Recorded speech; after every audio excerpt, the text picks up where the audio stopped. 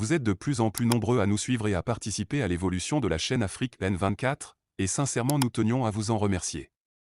Nous lisons tous vos commentaires qui enrichissent le débat et vraiment nous vous demandons de nous soutenir, en aimant les vidéos pour une large diffusion, et pour continuer à avoir une ligne éditoriale indépendante, et vous proposer de nouvelles émissions toujours de plus en plus enrichissantes. Ne restons pas passifs, soyons actifs. Merci et à bientôt. Togo. Les dignitaires du régime déclenchent le plan B, la fuite. Une panique qui s'installe au sommet de l'État.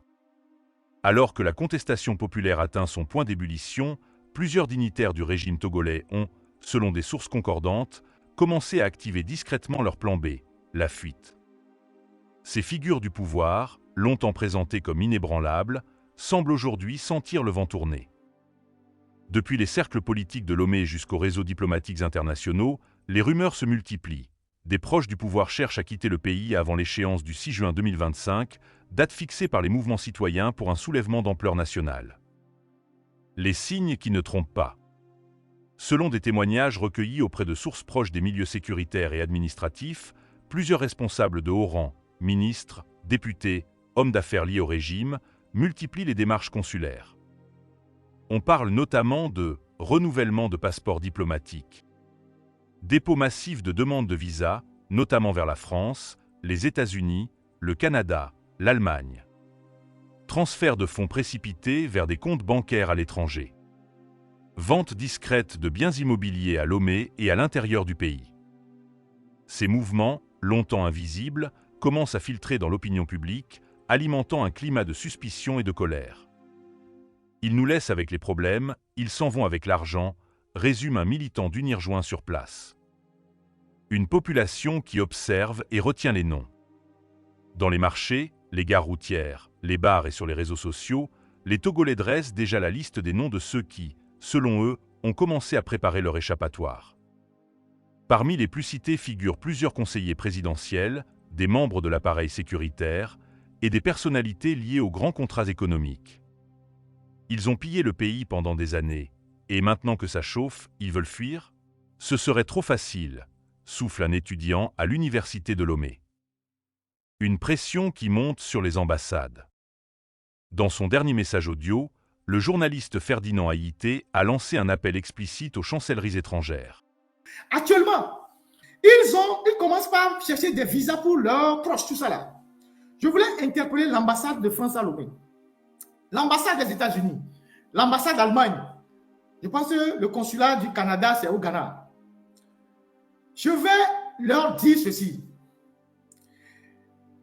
Les semaines qui arrivent, les jours qui arrivent, les gens du pouvoir qui vont demander des visas ou leurs proches là, étudiez très bien leur dossier avant de leur donner les visas. Personne ne doit quitter le Togo, on va rester tous là-bas. C'est là-bas que ça va se régler. Personne ne mettra des visas en attente pour leurs enfants, leurs proches. Si ça chauffe, ils vont partir. Ambassade des États-Unis, ambassade de France, ambassade d'Allemagne, le Canada.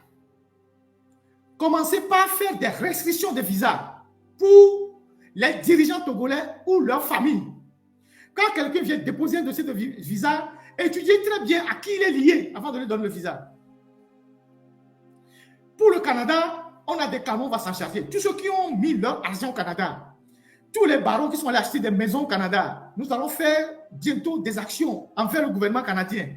Les gens vont nous dire où est-ce qu'ils ont trouvé l'argent pour acheter autant de biens au Canada. Ça, on est en train de... On fait un travail sérieux là-dedans. Le harcèlement sera partout. On fait ce travail sérieux là-dessus.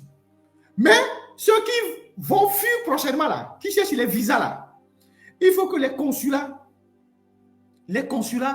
aux États-Unis, en France, je sais qu'ils sont très, très, très rigoureux maintenant. Il y a même un baron à qui on a refusé le visa la dernière fois qui était très furieux. Et donc, il faut commencer par restreindre les visas à ces gens-là et leurs familles. Personne ne va fuir le Togo. La manière dont vous avez géré le Togo, on va rester ensemble pour faire les comptes. Donc, j'interpelle les consulats qui sont à Lomé par rapport au visa. Examinez attentivement les dossiers de visa. Ne laissez pas partir ceux qui ont participé à l'oppression, qui ont pillé les richesses du peuple. Ils doivent rester ici et répondre de leurs actes. Ce message résonne fortement dans l'opinion.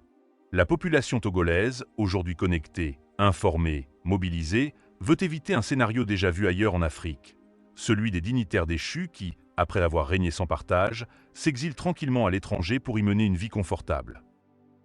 Le compte à rebours du 6 juin. Tout converge vers la date du 6 juin 2025. Des manifestations massives annoncées. Des appels répétés à l'Union nationale.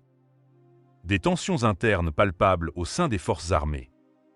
Et désormais, la nervosité perceptible des élites au pouvoir. Pour beaucoup, l'activation du plan B chez les dignitaires est la preuve ultime que le régime vacille. S'ils croyaient vraiment à leur force, ils resteraient ici, confie un syndicaliste. Leur fuite, c'est déjà un aveu. Une histoire qui s'accélère. Alors que les prochaines heures s'annoncent décisives, un message parcourt les réseaux sociaux. Ne tournons pas la page avant de l'avoir écrite. La fuite des dignitaires pourrait bien marquer le début de la fin d'un chapitre historique pour le Togo. Reste à savoir, le peuple saura-t-il empêcher que ceux qui ont profité du système ne disparaissent avant d'avoir à rendre des comptes? Nous suivrons cette histoire minute par minute. Restez connectés pour nos prochains reportages et analyses. Likez la vidéo si ce n'est pas déjà fait. Laissez aussi votre point de vue en commentaire. Abonnez-vous et cliquez aussi sur la petite cloche de notification pour ne rien rater de nos prochaines vidéos. N'oubliez pas de partager aussi la vidéo et de la liker.